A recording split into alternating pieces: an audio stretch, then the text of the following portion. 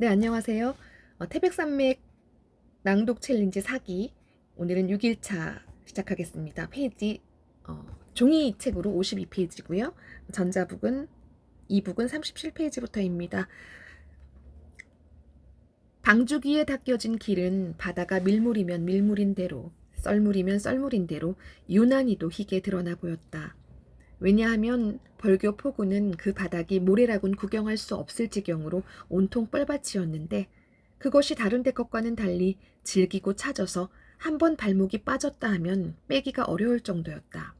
그래서 그런지 그 색깔이 검은색에 가까운 흑회색을 띠고 있었다. 그 위에 바닷물이 밀물져 와도 그 색깔이 우중충함을 면할 길이 없었다. 그래서 긴긴 방주기의 길은 언제나 풀기 상그러운 옥양목피를 펼쳐놓은 것처럼 희게 빛났다. 그 방주기 동서로 팔을 벌려 보듬고 있는 벌판은 회정리 1, 2, 3구와 장양리에 걸쳐져 끝이 아스마도록 드넓게 펼쳐져 있었다. 일정 기간 동안 강기를 빼야 농사를 지을 수 있는 땅인데도 불구하고 사람들은 그 질펀하게 펼쳐진 땅을 보는 것만으로도 배불러하고 넉넉해했다. 그러나 그런 기분도 잠시였다. 그건 어디까지나 일본인 중도의 땅이었지. 그들의 소유라곤 단 한 평도 없었다. 방죽을 막으면서 개통한 다리에 소화라는 이름을 붙여도 그 누구 하나 반대를 하지 않았듯이 그 방죽의 이름도 중도 방죽이 되었다. 중도의 간척지는 예로부터 경작되어 온 북쪽의 나간 고읍들에 비하면 그 면적으로나 토질로나 비교할 것이 못되었다. 그러나 고읍들을 첫째로 꼽고 장좌리와 칠동리에 걸쳐 있는 서쪽의 벌을 두 번째로 친다면 중도의 간척지는 벌교의 세 번째 농토로 손색이 없었다. 중도라는 인물은 재산을 다소 가지고 있기는 했지만 그런 엄청난 간척 사업을 벌일 만큼 큰 재산을 소유하고 있지 못했고 그 사람됨도 의롭지가 못했다. 그의 이름을 내걸어 추진된 간척 사업 뒤에는 저 유명한 동양척식 주식회사의 돈줄이 다 있었다. 고리대금업으로 축제를 하는 중도가 그런 장기 사업에 투자한다는 것이 처음부터 의아한 점이었고 또 그런 내막을 아는 사람은 다 알고 있었다. 처음 약속대로 판석영감은 소작지를 배당받았다. 끝도 없이 허기지고 고달픈 소작용이 길이 열리게 되었다. 그는 곁눈질하지 않았고 딴 생각하지 않았다. 그저 땅만 파고 땅만 다독거렸다. 육하를 지주에게 바치고 나면 사할에서 농지세, 물세, 비료대, 종자대, 기본 소작료 등등을 빼고 나면 뭘 먹고 사느냐고 입 달린 소작용이면 누구나 떠들어댔다. 그러나 그는 단 한 번도 그런 불평에 동조하지 않았다. 속으로나마 불만스럽게 여긴 일도 있었다. 분명 그런 조건은 입에 풀칠하기가 어려운 것이었지만 그렇다고 어찌할 것인가. 해결이 안 될 불평만 서로 씹어대다가 그 기분으로 술이나 한 잔씩 걸쳐대는 습관을 들이다 보면 농사는 그나마 소출이 줄게 마련이고 생활은 더 꼬이게 되는 것이었다. 그는 땅만을 믿었고 땅에다 온갖 정성을 쏟아부었다. 땅은 그에게 남들보다는 다소 나은 생활의 여유를 돌려주었다. 그 여유가 아들 대치를 학교에 보낼 수 있는 힘이 되었다. 같은 조건에 처한 남들이 못 해내는 일을 자신이 성취시키고 있다는 사실에 그는 끝없는 긍지와 보람을 느꼈다. 그리고 할아버지 아버지께도 그 이상 면목이 서는 일이 없을 것 같았고 자랑스럽기까지 했다. 그러나 학식을 깨우친다는 것이 병이 되는 것일까?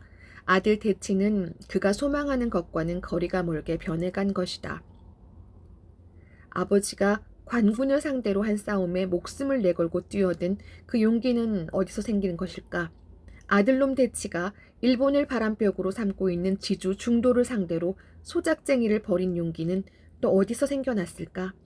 아들놈은 저희들이 하는 일이 계란으로 바위치기라는 것을 알지만 하고 또 해야 한다고 했었다. 아버지도 그런 마음으로 동학에 가담한 것일까? 판석영감은 확연히 잡히지 않는 그런 어릿거림 속에서도 결코 아들을 원망하거나 서운해하지는 않았다. 다만 아들이 겪는 고초가 아버지로서 안타깝고 가슴 아픈 것이었다. 그런데 아들은 소작쟁이에서 끝난 것이 아니었다. 일본이 망하고 떵떵거리던 중도가 그 넓은 땅을 고스란히 남겨놓고 주랭랑을 쳐버린 마당에 아들은 새로운 싸움을 시작했던 것이다. 동백나무 숲은 어둠이 한결 짙었다. 얼굴을 촘촘히 맞대고 있는 동백나무에 윤기 나는 두꺼운 잎들이 달빛을 야멸차게 막아내는 탓인지 몰랐다. 하동무 무사하게 왔구만. 염상진이 하대치의 손을 덥석 잡았다. 자신의 손을 움켜잡은 염상진의 손이 부르르 떨었다. 그 파장이 하대치의 심장을 일직선으로 찔러왔다. 그건 단순한 동지의 표현만이 아니었다. 하대치는 사태가 절망적임을 직감했다. 후퇴할 수밖에 없게 됐소. 뜨기 전에 수행할 임무가 있소. 염상진은 무슨 의미인지 모르게 고개를 약간 갸웃했다. 무언가를 주저하는 태도였다. 하대치는 그런 것에 신경 잘게 쓰지 않았고 상황이 어느 정도인지 묻지 않았다.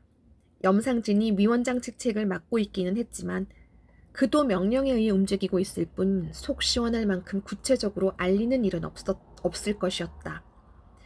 우린 앞으로 투쟁 자금이 필요할 것이오. 그걸 당장 조달해야 되겠소. 하대치의 머릿속에 그 조달 방법이 번개처럼 스쳐갔다. 그럼 염상섭의 주저하던 태도가 풀어준 답이었다. 그건 필요하면 해야제라. 하대치는 염상진의 마음을 북돋는 기분으로 짱짱한 어조로 말했다. 고맙소 하동무. 염상진은 어둠 속에서 약간 웃어 보였다.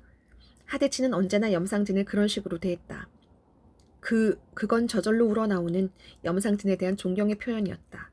우리 세 사람씩 한 개조가 되어 독립운동을 하겠소. 내가 1조, 하동무가 2조, 강동무가 3조를 지휘하시오. 하동무는 서울상의 윤간내를, 강동무는 학교 뒤 김간내를, 나는 정미소 채간내를 맡도록 하겠소.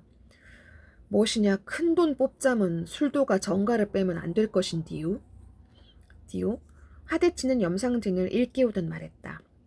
술도갓집 아들 정하섭은 우리 동지요. 염상진의 말에 하대치는 그렇구나 싶었다. 정하섭은 읍내가 장악되고 나서 얼핏 다녀갔을 뿐 자신들과 함께 행동하는 것이 아니어서 그의 존재를 잊고 있었던 것이다.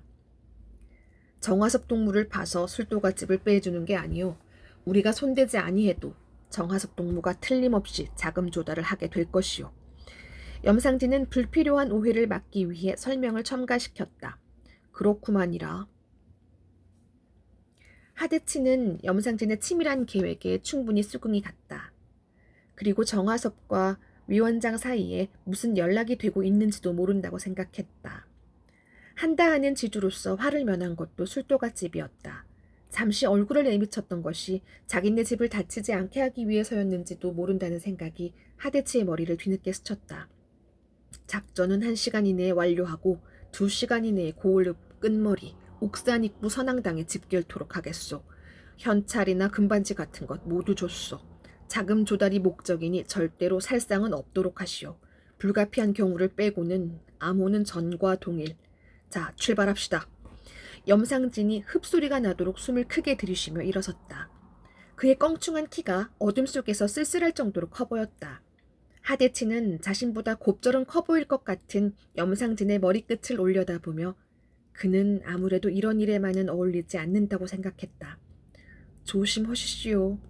그런 생각을 해서 그런지 하대치는 무심결에 이 말을 하며 몸을 추슬렀고 하동무도 염상진이 하대치의 어깨를 살짝 잡으며 말을 받았다. 하대치는 염상진과는 반대 방향으로 길을 잡았다. 어둠에 몸을 적시듯 자세를 낮추고 다리에 힘을 모았다. 일순간 그의 몸은 한 덩어리로 팽팽하게 긴장되었다. 그 힘을 분출시켜 노를 젓듯이 어둠의 물결을 헤쳐나갔다. 그는 이런 긴박한 상황에 처하게 되면 몸 그 어디에선지 모르게 힘이 솟구치는 것을 느끼곤 했다. 그리고 불두덩인지 겨드랑이인지 위치가 분명하진 않은 몸 어딘가가 근질거리는 것 같은 쾌감을 느꼈다. 키 꺽다리 염상진은 아마 자기와 같은 기분은 아닐 듯 싶었다. 염상진은 큰 키에 비해 싱거운 사람이 아니었다. 맵고 차지고 단단한 사람이었다. 하대치는 염상진 같은 사람과 깊은 관계를 맺고 있다는 사실이 더할 수 없는 기쁨이었고 자랑이었다. 하대치가 오늘에 이른 것은 모두 염상진이 끼친 영향에 의한 것이었다. 두 사람이 관계를 맺어온 것도 10년 세월이 넘어 있었다. 사범학교까지 나온 염상진은 하대치의 여백 많은 머릿속에다가 많은 모종을 이식시켰다. 기질적으로 피해 농도가 짙고 환경적으로 불만 요인이 많고 태생적으로 자학성이 강한 하대치는 그런 나무가 자랄 수 있는 최적의 기름진 토양이었는지도 모른다. 하대치는 양질의 화선지였고 염상진은 솜씨 탁월한 화공이었다. 화공은 유려한 선을 긋고 현란한 채색을 했고 화선지는 그 물감을 흠뻑흠뻑 빨아들였다. 정지 저 집이다. 하대치는 담 그늘에 바짝 붙어섰다. 윤 부잣네 집은 기왓골에 윤곽을 드러낸 채 큰 몸체를 어둡게 웅크리고 있었다. 그의 뇌리에 윤 부자의 얼굴이 문득 떠올랐다. 진땀을 뻘뻘 흘리는 모습이었다. 그 눅진눅진한 진땀은 물로 만들어진 땀이 아니라 그가 평소에 포식한 고기의 기름기가 빠져나오는 것만 같았다. 그는 엄청난 돈을 내놓고 목숨을 애걸했지만 결국은 죽었다. 친일도 포악할 지주 노릇도 더러운 고리대금업도 다 용서해 줄 수 있다 치자. 그 짓을 하고도 살아남길 바라다니 저 짐승만도 못한 놈. 위원장 염상진의 처형 결정이 떨어졌다. 윤부자의 그 짓이란 모르는 사람이 없었다. 근동 소작인들에게 고리로 돈을 빌려주고는 도저히 갚지 못하게 된 집의 딸을 범하는 것이었다. 그것이 내 처녀에 이르렀고 그는 범한 처녀들을 소실로도 들이앉히지 않았다. 그는 난간이 없는 소화 다리 한가운데서 눈을 감아야 했다. 하동무, 얼굴을 어쩌게라. 뒤에서 복면을 하느냐고 묻고 있었다. 하대치는 순간적으로 생각했다. 아직 읍내는 자신들의 손아귀에 들어있는 셈이지만 날이 새면 달라지게 될 것이었다. 단순한 강도로 위장시키는 게 좋을 것 같았다. 그런데 왜 그 치밀한 염상진이 이 점을 지시하지 않았을까? 그만큼 사태가 위급에 처해 있는지도 모른다. 하대치는 한 줄기 차가운 긴장이 찌르르 심장을 찔러오는 것을 느꼈다. 싸게 얼굴을 가리고 행동 개시. 하대치는 목에 감긴 삼배수건을 풀어 복면을 지었다. 그리고 담 그늘을 타고 앞으로 내달았다. 그의 작달막한 키는 거의 땅에 붙다시피 해서 더욱 작아 보였다. 뒷담을 넘었다. 문단속은 철저하게 되어 있었다. 변을 당하고 난 다음이니 당연한 결과였다. 하대치는 안방마루로 서슴없이 올라섰다. 뒤따르는 두 사람이 각기 칼을 들고 마당 쪽을 경계했다. 문 열어, 싸게 문 열어. 하대치는 격자문을 툭툭 치며 예사 크기의 목소리로 말했다. 그러나 그 소리는 밤의 정적을 큰 파문으로 깨고 있었다. 마당 쪽을 경계하고 있던 두 사람은 그런 돌발적 상황에 화다닥 놀라며 동시에 그를 돌아보았다. 하대치는 부하들에게 안심하라는 손짓을 해보였다. 잠 깼으면 싸게 문 열어. 하대치의 말투는 방 안의 동정을 환히 알고 있다는 투였다. 누군디요? 하대치의 예상은 그대로 적중하고 있었다. 문단속이 그렇게 철저하게 한 사람들이 그 정도의 큰 소리에 잠을 깨지 않을 리가 없었던 것이다. 요런 밤중에 찾아온 사람이 누구겠어. 싸게 열어. 문고리 벗겨지는 소리를 들으며 뒤를 돌아다본 하대치는 두 부하가 복면을 벗어버린 것을 발견했다. 그들은 하대치의 태도를 보고 복면이 필요 없다고 판단한 것이었다.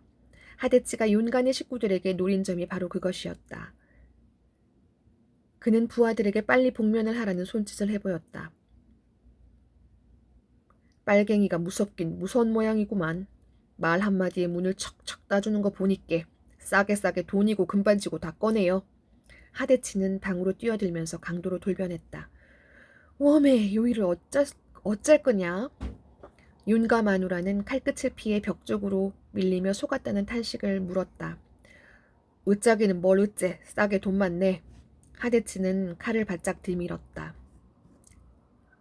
금매 말이요. 빨갱이 놈들한테 사람 뺏기고 돈꺼정 다 뺏긴 거 모르시고 오셨는게라? 윤가 마누라는 예사 배짱이 아니었다. 목에 칼끝이 닿아 있는 경황 중에서도 능청스럽게 거짓말을 꾸며대고 있었다. 그건 돈 많이 가진 자의 탐욕스러움이 그대로 드러난 어처구니 없는 대담성이었다. 하데츠는 그 기름기 많은 굵은 목줄기에 칼을 푹 박아버리고 싶은 신경질적인 충동을 느꼈다. 요런 잡년, 새살은 무슨 쎄 빠질 새살이여. 모가지도 팍 도려내 불기 전에 말 들어. 하데츠는 칼끝에 힘을 모아 윤가 마누라의 목덜미를 약간 찌르듯 했다. 몸에 없니? 윤가 마누라는 뻣뻣이 굳어졌다. 인자 북쑤셔 볼까? 하데치는 칼을 휙 소리가 나도록 치켜들었다. 저그 윤가 마누라는 농 쪽으로 벌벌 기어가며 숨이 잦아들고 있었다. 윤가 마누라가 내놓은 돈은 의외로 적었다. 두 부하에게 농이고 몸값을 다 뒤지게 했지만 금부치 하나 구경할 수가 없었다. 보나마나 변을 당한 후에 전부 어딘가에 깊이 숨겼을 것이었다. 야들아, 저 늙은 년은 목심보다 돈이 더 중한 모양인께 너 그 둘이서 맡아 푹푹 쑤셔 저승으로 보내 뿌려라. 하데츠는 차갑게 말했고 두 부하는 칼끝을 꼬나잡고 윤가 마누라에게 다가들었다. 숨긴디 말할람께 살려주시오. 살려만 주시오. 윤가 마누라가 방을 나서 손가락질을 한 곳은 가마쌀이 들어있는 비주였다. 쌀이 반마나 찬 그 바닥에서 돈이며 폐물들을 넣은 자루가 나왔다. 하데치는 오척반이 될까 말까 한 단구였다. 그러나 타고난 뼈대가 굵었고 어렸을 때부터 농사 잡일을 거들며 단련된 그의 몸은 옆으로 딱 바라져 있었다. 그의 견고하게 뻗은 어깨와 짱짱하게 버팅긴 두 다리는 한눈에 기운께나 쓰는 몸으로 보였다. 목의 쪽을 빼박은 체형이었다. 하데치는 소학교 쪽부터 실험에 남다른 장기를 나타냈다. 그가 제일 싫어하는 운동이 도수체조였다. 그는 운동이라면 싫어하는 것이 하나도 없었지만 그 맨손을 휘휘 젓고 빙빙 돌리고 하는 도수체조라는 것은 춤도 아니고 운동도 아니고 영 시장스러워 할 맛이 나지 않았다. 그의 생각에 운동이라는 것은 갈비뼈가 뻑적지근하게 기운을 쓰는 것이라야 했다. 그래서 씨름은 그의 기분에 썩 드는 쓸만한 운동이었던 것이다. 그는 17살 때부터 내리 3년을 읍내 장사 씨름대회에 나갔다. 뼈가 실하게 틀을 잡기에는 아직 이른 나이기도 했지만 소를 타내는 장사가 되기에는 타고난 키가 너무 작았다. 그러나 하데치의 이름은 소를 탄 장사보다 더 짜게 알려졌다. 키에 어울리지 않게 기운씀이 놀라웠고 다양한 기술이 구경꾼들을 환호하게 만들었다. 배지기, 연물치기, 다리 후리기 등 못하는 기술이 없었는데 특히 허리치기는 일품이었다. 별다른 기술 없이 큰 떡대만 믿고 씨름판에 나선 자들은 하데치의 번개 같은 허리치기에 걸려 공중바퀴를 돌아 쿵쿵 나가 떨어졌다. 하데치가 더욱 유명해진 것은 씨름대회 출전 3년째 되던 해에 결승전 막판에서 상대방 부자지를 걷어찬 사건 때문이었다. 하데치는 그 상대에게 연속 2번 패해 소를 빼앗겼고 다시 3년째 맞붙은 것이다. 하데치는 그동안 자신은 뼈도 더 굵어지고 기술도 늘어난 대신 상대방은 그만큼 나이 들었으니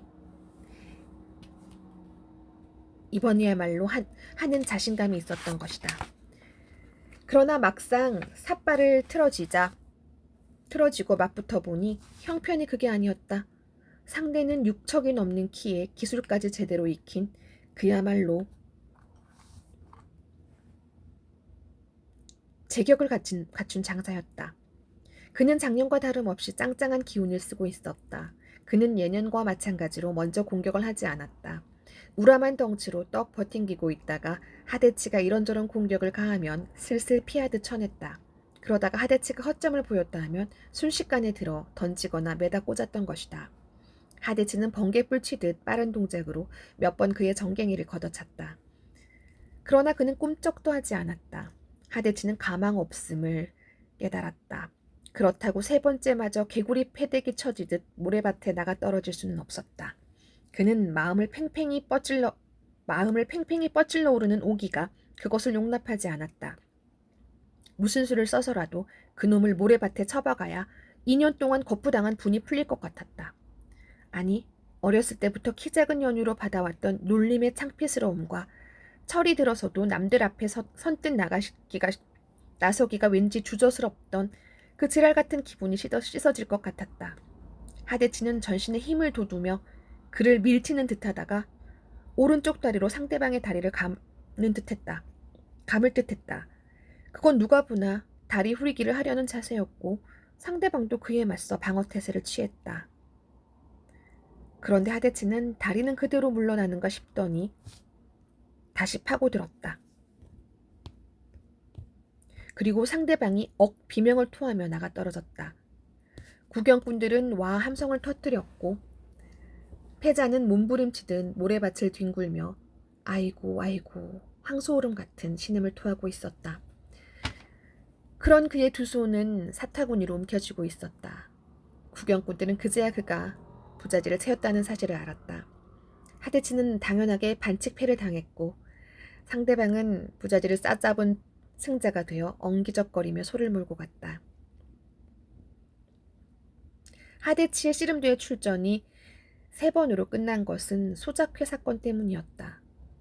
일본인 지주 중도를 상대로 쟁의를 벌였다가 강제징용에 끌려가 5년여를 혹사당하고 돌아왔을 때는 이미 나이가 들어 있었다.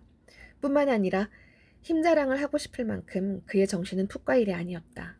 일본 식민 정치는 소작회 같은 모임을 철저하게 불법화하고 있었고 그런 모임에 가담했거나 연루되어 검거된 자들은 반국가적 공산주의자로 취급되었다.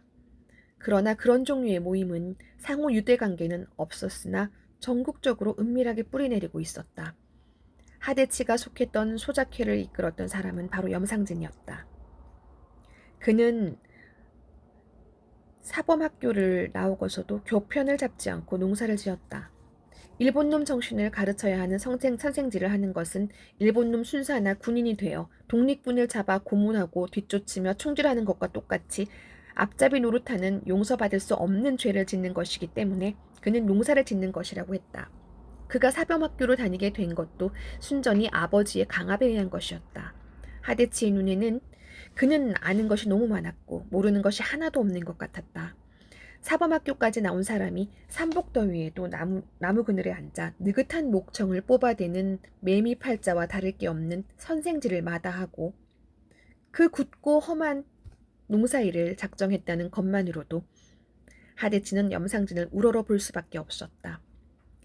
염상진은 용한 점쟁이가 점을 치듯이 하데치가 하고 싶어하는 말을 골라내어 대신하고는 했다.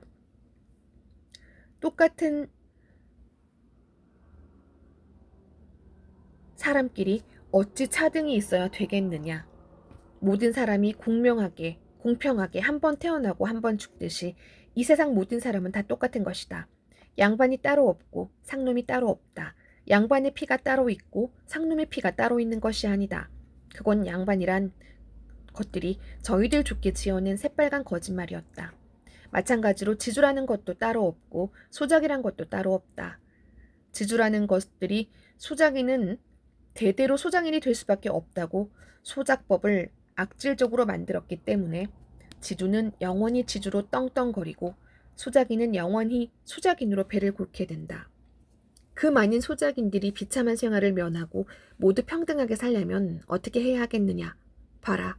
양반이란 것들은 그 많은 백성들의 피를 빨며 배를 불리다가 나라를 빼앗겼고 다시 일본 놈들과 작당해서 일본 놈들의 보호를 받으며 같은 민족을 짐승 취급하고 있다. 일본 놈들보다 더 나쁜 놈들이 그 놈들인지 모른다. 일본 놈들을 이 땅에서 몰아내고 지주 놈들을 없애는 것은 한몫에 해야 될 일이다. 염상진은 어느 때 한번 음성 높이는 일 없이 차분차분하게 말하고 했다.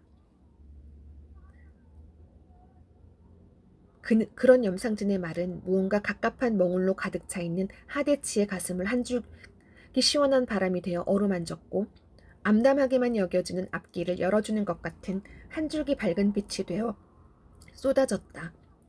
염상진은 어느 특정한 장소에서 그런 말을 하는 것이 아니었다. 지게를 지고 걸어가며 새를 보는 논둑에서 소에게 풀을 뜯기는 풀밭에서 예사로운 이야기하듯 했다.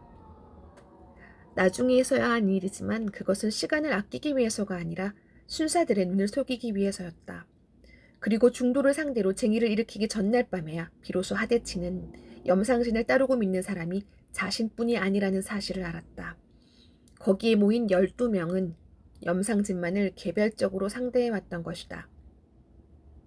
그러나 마음과 뜻은 하나같이 맞아들었다. 그들은 징용에 끌려가는 것으로 끝났지만 염상진은 재판을 받아 2년이나 징역살이를 치러야 했다.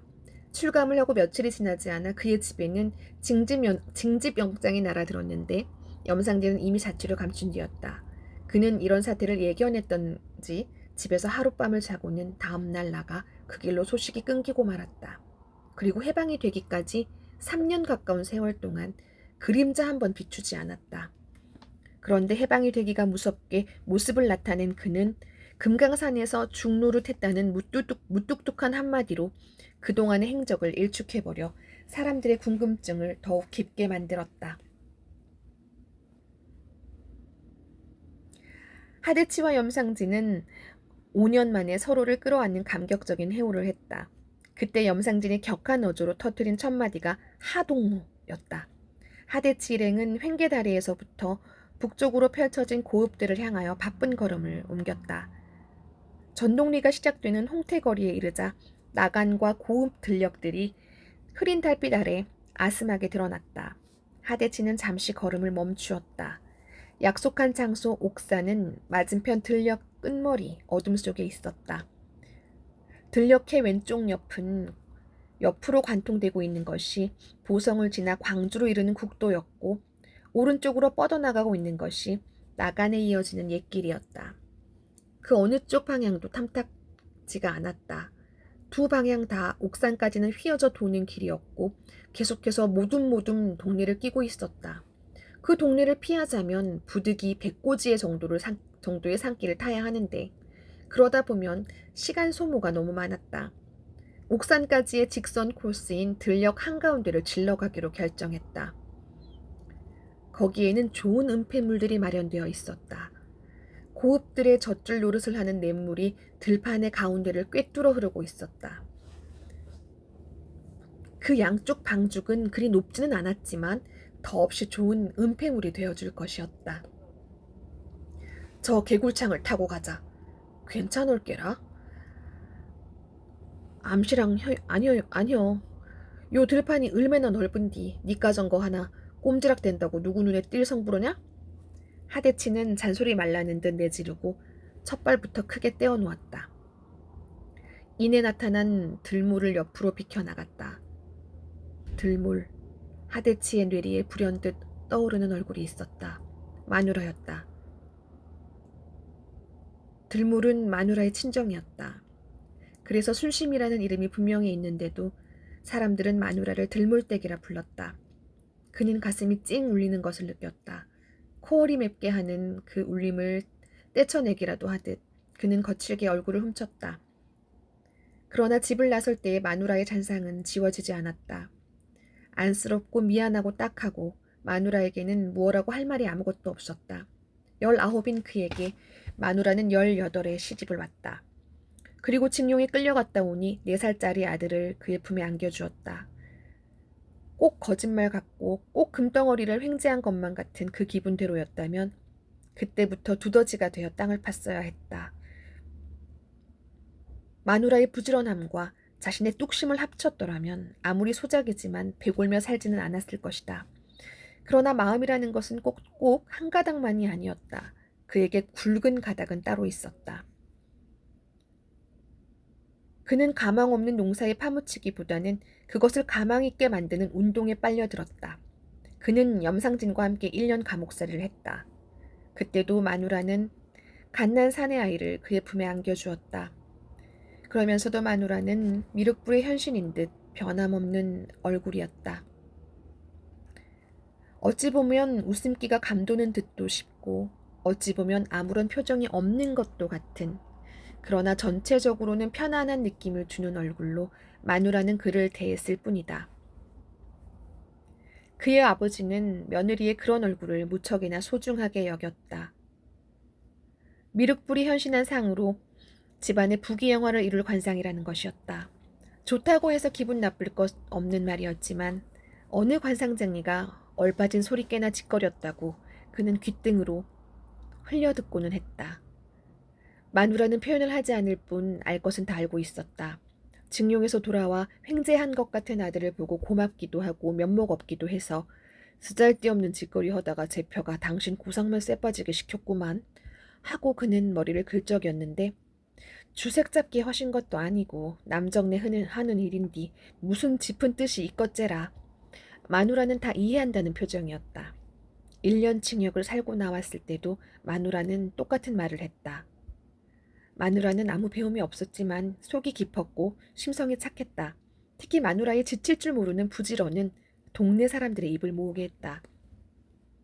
아마도 그건 가난한 소작인의 자식으로 커나면서 어렸을 때부터 체득한 삶의 방법이었을 것이고 더구나 남편이 오래 집을 비우게 되자 그 부지런은 더 질기고 억세게 되었을 것이다.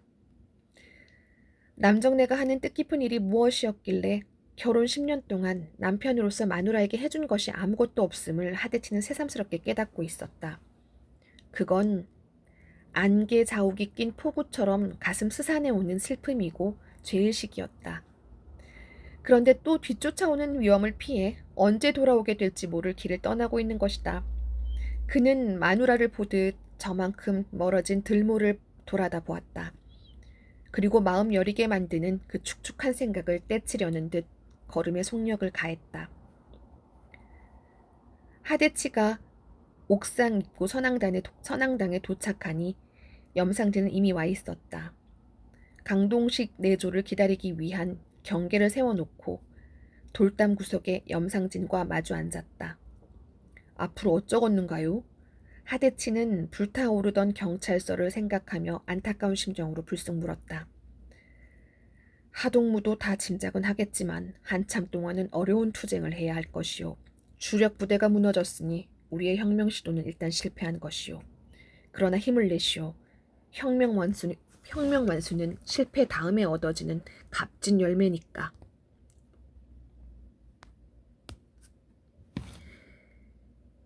염상진은 어조만 전라도에 거실 뿐 거의 사투리를 쓰지 않고 침착하게 말했다. 하데치는 묵묵히 앉아 있었다. 그의 뇌리에는 며칠 동안 숨가쁘게 피 뜨겁게 벌어졌던 일들이 꼭 꿈결처럼 스쳐 지나가고 있었다. 경찰들이 그렇게 허망하게 도망할 줄은 몰랐고 경찰이 없는 세상에 지주며 유지라는 것들이 또 그렇게 맥을 못 쓸 줄을 몰랐었다. 꼭 자기네들 세상이 온 줄 알았는데 지주는 처단되고 수작인이 없어지는 세상이 되는 줄 알았는데 그 믿음이 미처 굳어지기도 전에 어디론지 쫓겨갈 줄은 정말 몰랐었다. 저 그 강동무조가 오는 구만이라. 염상진과 하데치는 건너편으로 눈을 던졌다. 논둑을 타고 이쪽으로 빠르게 이동해오고 있는 세 개의 그림자가 보였다. 어디로 가는가요? 일단 조계산으로 집결하도록 되어 있어. 둘의 말은 일단 여기서 끝났다. 하데치는 더 물을 말이 없었던 것이다. 그들이 목적한 임무는 무사히 완료되었고 곧 옥산 옆구리를 돌아 쌍안면 쪽으로 길을 잡았다. 하데치는 자신들의 일행이 9밖에 안 된다는 사실을 다시 상기했다. 각 마을마다 흩어져 있는 많은 동무들을 생각했다. 그러나 염상진에게 그들은 어떻게 되냐고 묻지 않았다. 그건 금기였다. 하데치는 간절하게 담배가 피우고 싶은 것을 참아내며 무겁고 우울한 마음으로 쌍암의 문턱인 오금제를 오르고 있었다. 깊은 어둠 속에서 10월 25일이 시작되고 있었다.